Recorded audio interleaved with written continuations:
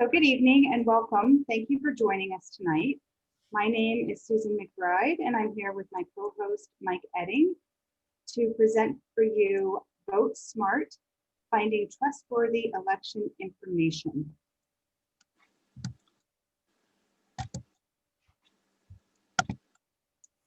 And I wanted to start by sharing some important dates with the November 3rd general election. Voter registration online has ended, but you are able in Illinois to register at the polls on election day. So if you have not yet registered, take your driver's license, something with your current address, to the polls with you on election day, and you will be able to register and vote the same day. In terms of early voting, it has already started. I'm sure you've seen that on the news with the long lines. There are several different locations where you can vote early.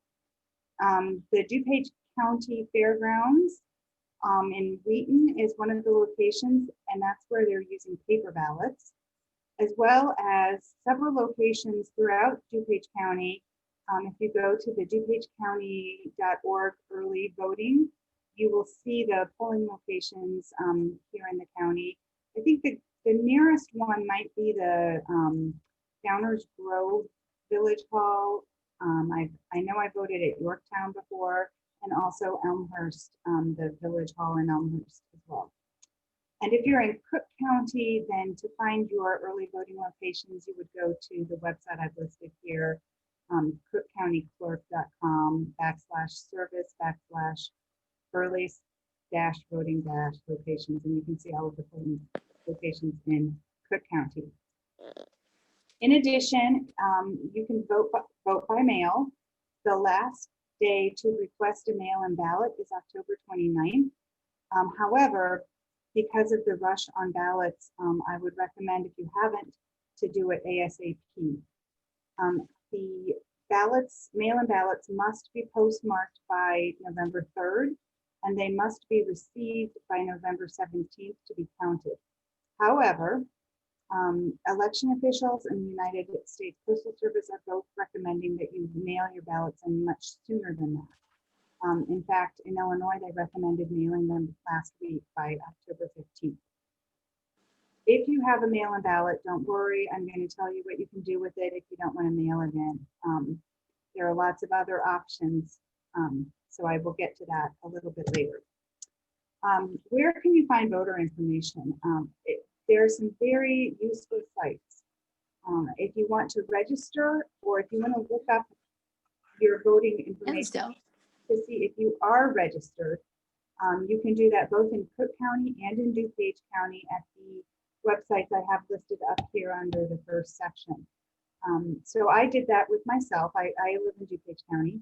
So I entered in my address and then the last 4 digits of my social security number, and I was able to see that I am registered, and it did show that they had mailed the ballot to me and what day they had mailed the ballot to me, and that they haven't received it yet because I haven't mailed it back to them yet. So you can also find out on those same websites where you can vote, the early voting dates and locations that I shared with you on the first slide. And then you can also find election day information. So where you vote if you're going to vote on the actual election day. And that's all on that website. You can also see a sample ballot, and I will be discussing that as well. If you are going to vote by mail, or if you've requested a vote by mail, but you would prefer to vote in person, you are able to do that. You must take your mail-in ballot with you and surrender it at the location that you're voting, whether it's an early voting location or on November 3rd election day. And then you go ahead and cast your ballot in person there. If you have requested to vote by mail, don't attempt to vote in person before your ballot arrives. It could render your ballot questionable, and so you want to make sure that you wait until you get your ballot. However, if you did not receive your mail-in ballot, You can vote in person by signing an affidavit that you did not receive it, or that you were informed by your election authority that they did not receive your ballot in the mail. So if you requested a mail-in ballot, you filled it out and you mailed it back, but the election authority says they did not receive it, you can still vote in person by signing that affidavit. And then finally, if you complete your mail-in ballot at home and you don't want to mail it, then there are ballot boxes around at the different polling places. And if you go to those websites that I listed at the beginning, which we can provide to you after the program, we'll email all this out to you. But there are drop boxes. And I know that there's a drop box at the Wheaton at the Government Center. And there are drop boxes at most of the early voting places, and there will definitely be a drop box at the polling place on November 3rd. So you can fill out your ballot and just drop it off in those ballot drop boxes. You want to make sure you put it in the right, you want to make sure that you're using a drop box for your county, for your election authority. So if you're in Cook County, you cannot take your mail-in ballot and drop it in a DuPage County ballot box. And if you guys have any questions, feel free to unmute yourself and ask them as we go along. We'll do our best to try to answer them. So if you, like I said, if you want to vote by mail, your ballot request must be received by the 29th. In DuPage County, you would go to the dupagecounty.org/election/vote by mail. And then you would drop off your ballot at the different locations that I mentioned. So the administration building in Wheaton, all of the early voting locations, and then at the polling locations on election day. Cook County is a little bit different. And so if you're in Cook County, I recommend going to the Cook County Clerk website to see exactly where the drop box locations are. They are being collected at all of the early voting locations, and on election day there will be a collection box at Daily Plaza in Chicago.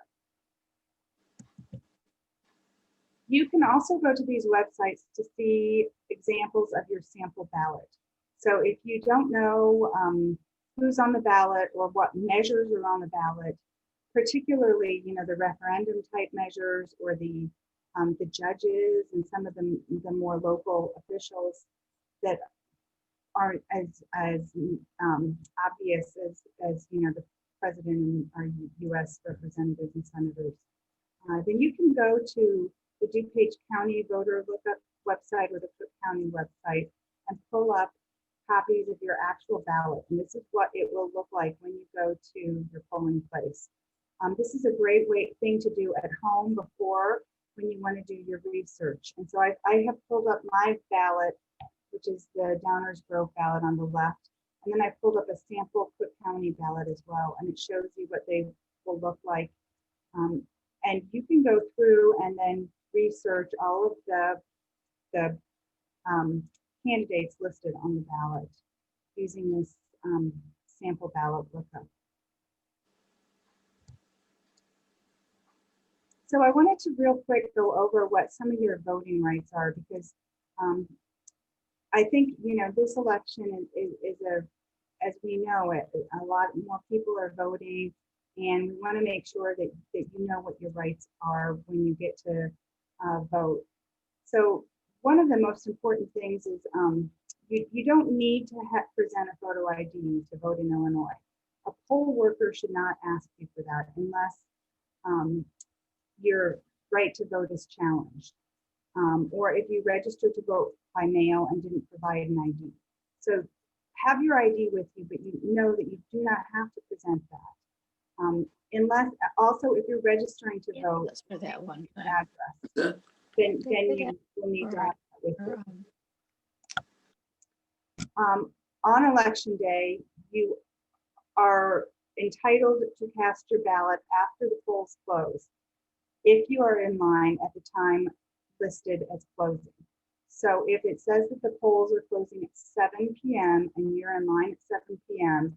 and it's a long line, and they can't shut it down. They have to allow you the right to vote, even after that 7 p.m. mark, if you've been in line before the 7 p.m.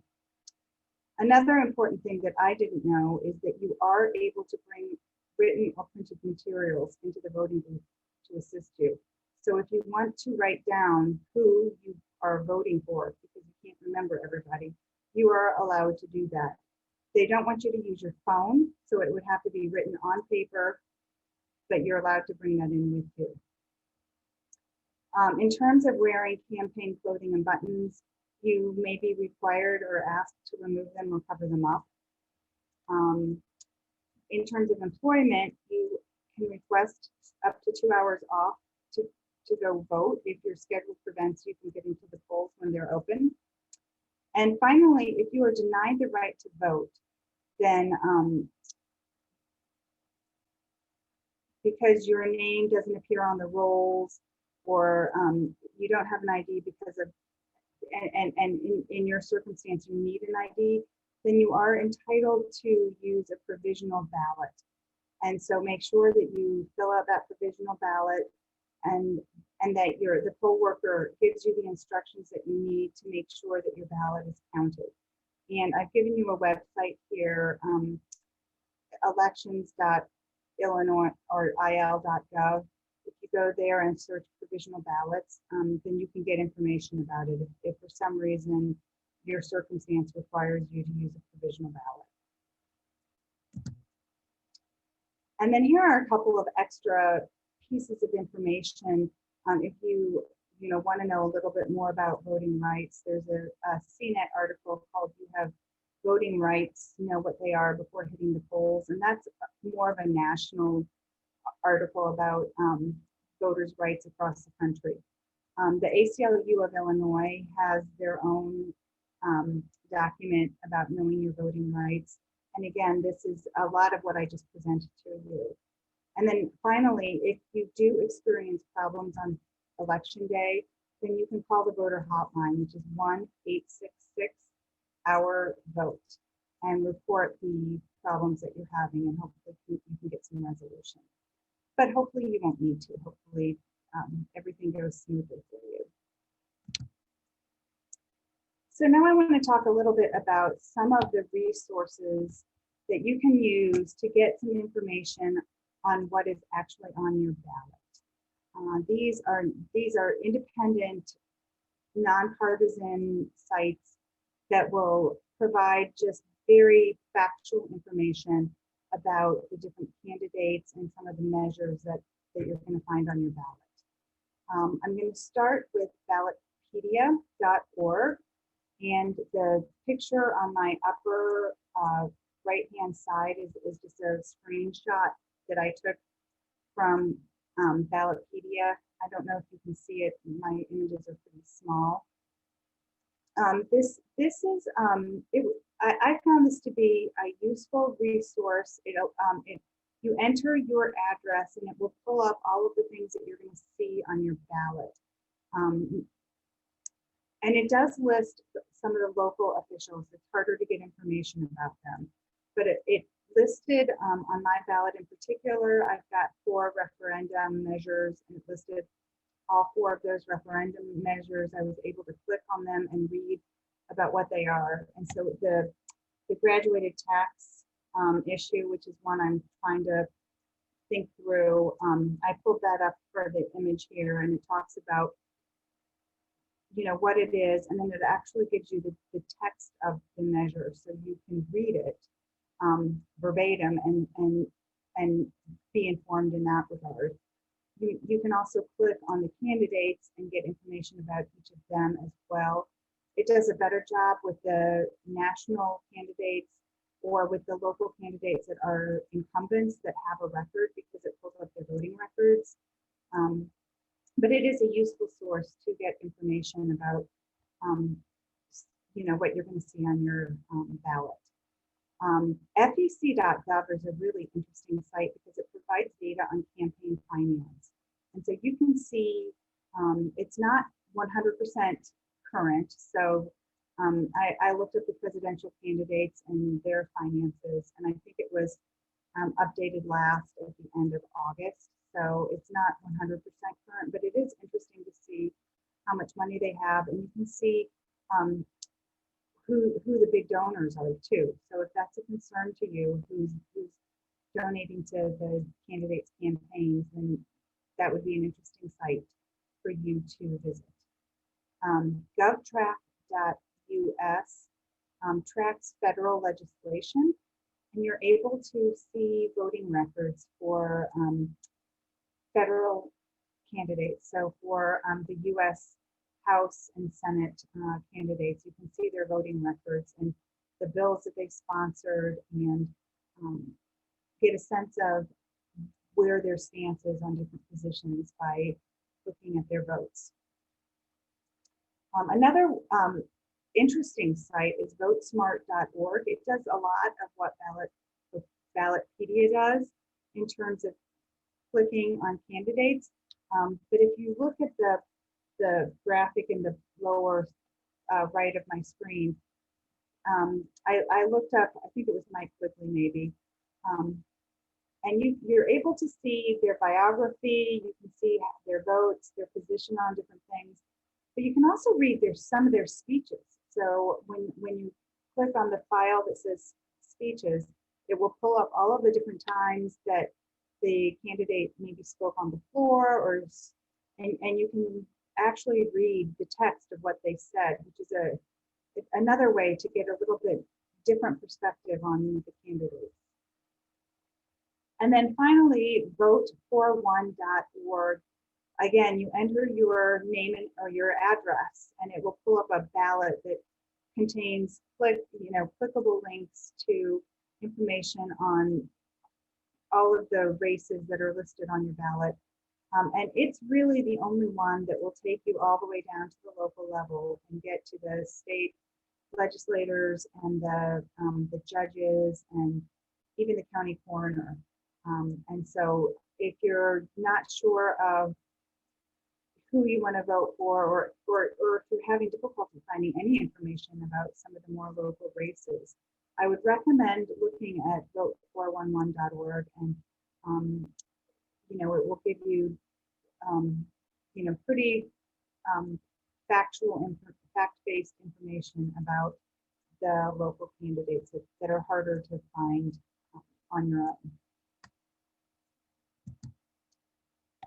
And then Mike is going to delve into finding other trustworthy sources where you can read about candidates.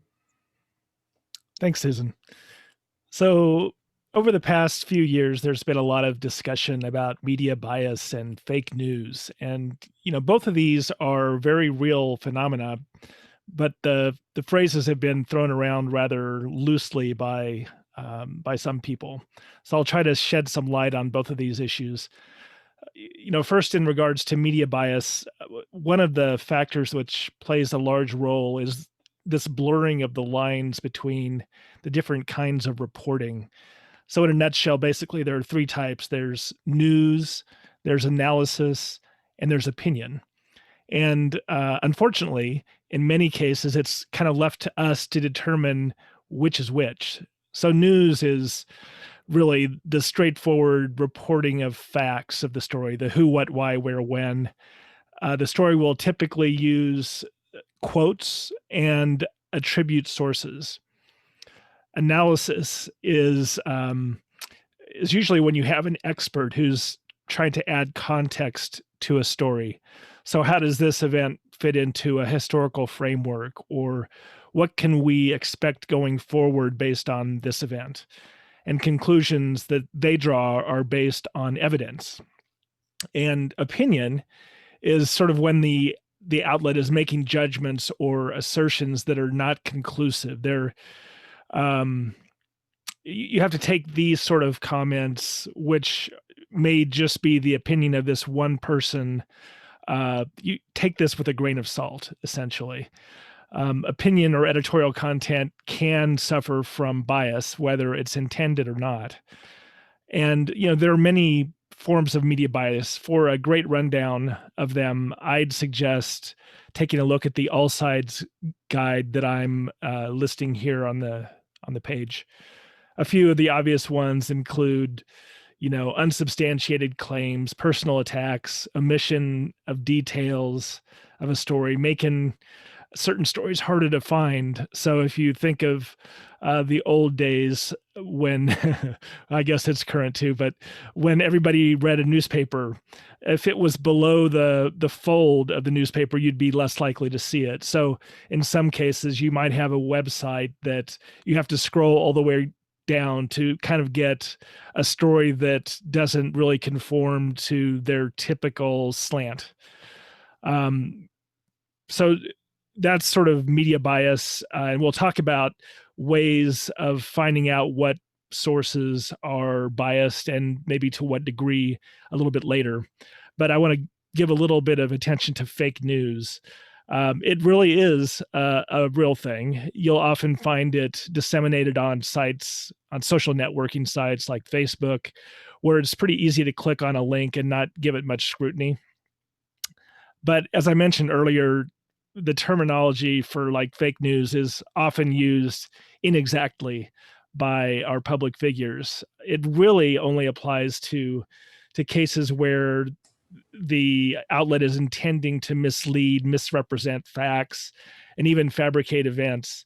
It shouldn't be used as shorthand for news whose editorial slant doesn't really conform to your point of view. For a list of ways to identify fake news, I encourage you to look at ProQuest's 10-step guide.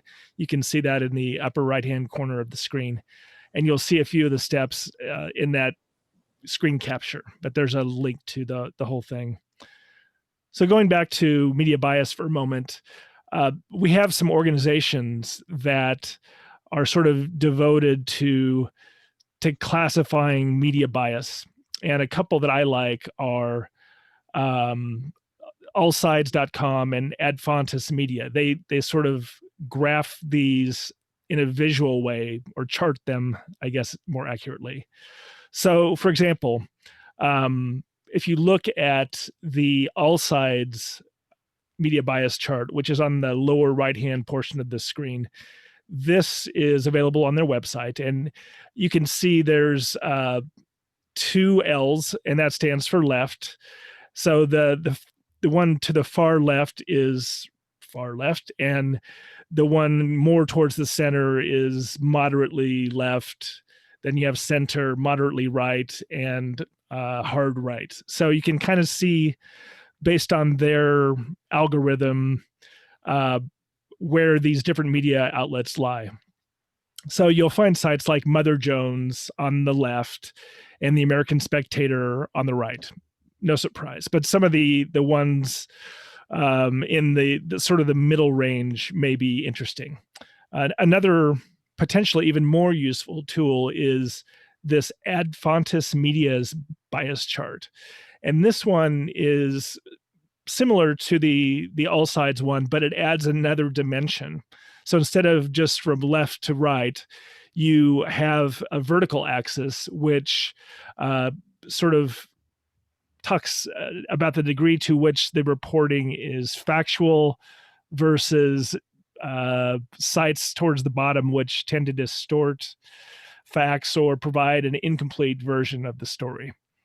So take a look at those media sites, those charts that put the media sites on a continuum. I think they're pretty useful. So let's move on to fact-checking tools. So, whenever we're in doubt of the veracity of a news story or claim made by a public figure, it can be useful to use a fact-checking tool to see what's really going on. So a couple that I've found to be really helpful are, first of all, PolitiFact.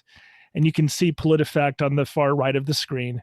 And they look at recent statements by public figures, or maybe media that are covering public figures, or it could be some random person on Facebook who is sort of espousing some sort of an assertion, and then it gets propagated throughout the whole site. So PolitiFact looks at these and then they sort of investigate to see the degree to which they're true or not. And you can have something that's really not true, and I think they call that pants on fire because you're lying so much. So factcheck.org is also very good. I kind of like the layout of PolitiFact's page, but they might have slightly different coverage. So I'd encourage you to take a look at both of them. As an alternate to these sites, there's an organization called Media Bias Fact Check. And they evaluate sites as you browse the internet. So you install this browser plugin. It could be on your Chrome browser, or I think they have a Firefox version as well. And as you're going through the news and a link takes you to a website, it puts a little icon in the browser bar, and it'll say something like C for center, or R for right, or maybe CR for center right, or right center. I'm not sure which is. So you can see an example of this towards the lower portion of your screen. As I was looking through this website, it gave a story, and then they said that I think it's CNBC has a left center bias. And then it talks about how factual their reporting tends to be. So this can be a really useful website as you're just kind of clicking through news articles. Maybe you use Google News to sort of aggregate all these news sites together, and you click through one of them and you can see maybe where their biases lie. So there are a couple of different approaches you might take to reduce bias. The first one would be basically to limit your consumption to what are considered neutral sources. So if you're not getting sort of polluted by the far right or the far left point of view, and you're getting it straight down the middle, that could be a useful approach. And there really are a number of sites that are generally regarded as neutral. I'd say the wire news or newswire services like AP and Reuters are really good for this. They tend not to sensationalize. They tend to just give the facts. And each of these wire services provide stories to news outlets all over the country. So they're giving news to websites of all types, whether they are center, neutral, right or left. They get their news from AP and Reuters in many cases.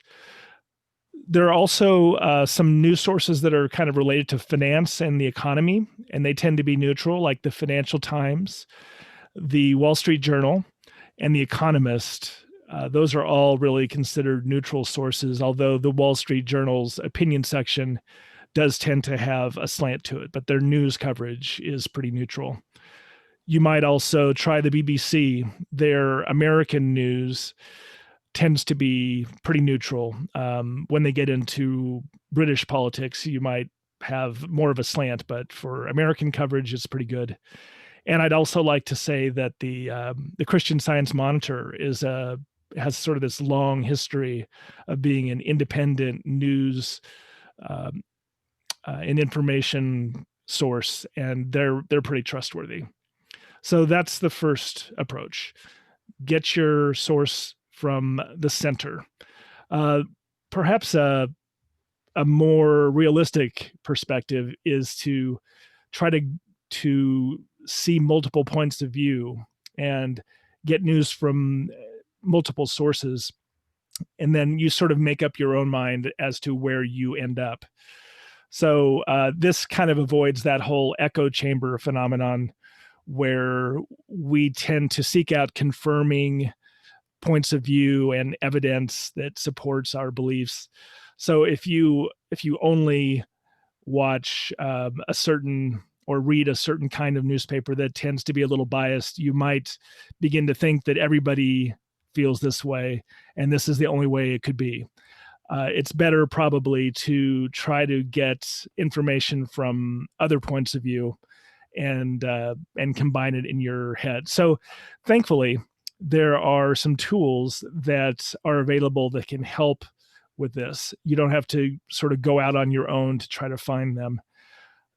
The first one I'll mention is called allsides.com. And I've talked about some of their media bias charting and that sort of thing, but they do have it's just a news aggregation site, and you'll see a news story, and then they'll talk about how the left is covering it, how the center is covering it, and how the right is covering it. Wow. So you can get all that in one place, so you don't have to go digging around and trying to find it yourself. So I really like All Sides. Another one that's kind of interesting is viz.news. And this is a news stream, and stories come in, and the headlines are plotted on a left to right continuum as to what the slant of the source is. And then the newest stories are at the top. So you can just kind of see how the news is coming in and get a feel for how the different sides are covering it. I think that's pretty cool. As I've been going through this process and trying to kind of expand how to find information, perhaps the best thing that I've found are some of these daily newsletter subscriptions that sort of combine the news for you from the previous day and put it into context, not just from one side, but from multiple sides. So the one that I like the most, that I've subscribed to now, is called The Flip Side. So if you go to The Flip Side, you just put in your email address and they'll send you this daily newsletter, and you can see sort of an example of it on the far right here. So you can see very distinctly, there's a news story, the general election update, but it could be any major news story that they choose to cover. And then you'll see from the right and from the left. And it's not just this little blurb, it goes into some detail if you were to scroll down the page. And you can read it all in 3 or 4 or 5 minutes, but it's really great in terms of giving you that alternate perspective. Another one that I like is Nowhere News with a K. And if you look at Nowhere News, you can. I have a question. Yes. Sorry. Did somebody raise their hand with a question? You can unmute. I think you're muted right now.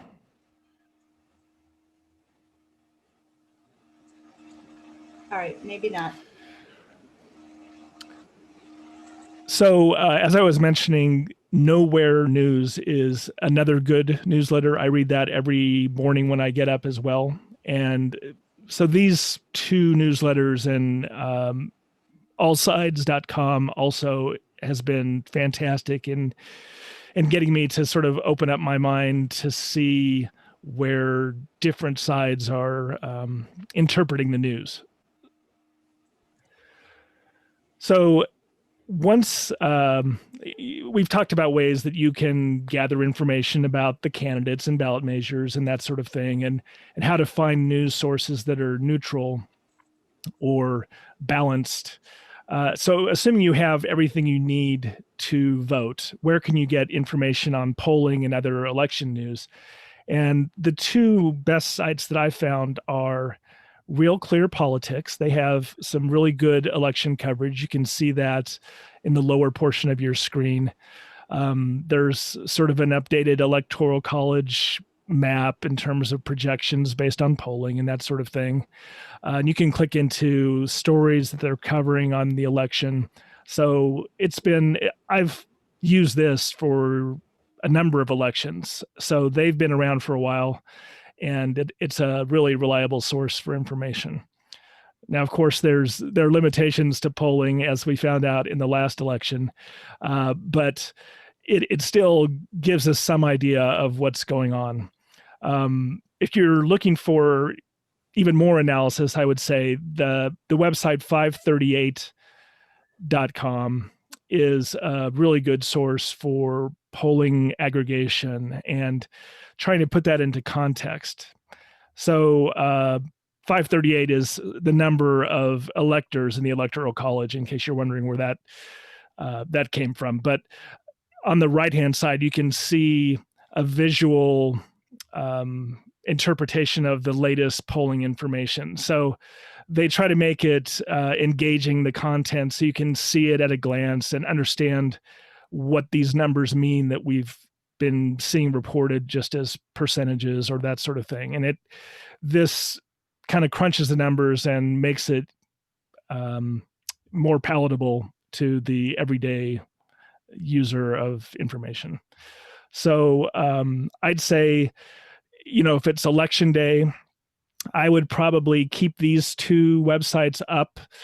They'll have election returns as the day and the evening progresses, and they'll tell if something is too close to call or that sort of thing. So I'd almost trust these two websites more than I would trust sort of standard network or cable news to get election night coverage. So that's how to find information on tracking the election and polling. So that really is the bulk of what we wanted to cover tonight. So maybe this is a good time to ask if any of you have questions. I think most of you are muted, so if you have something you'd like to ask, please unmute yourself and give it a shot.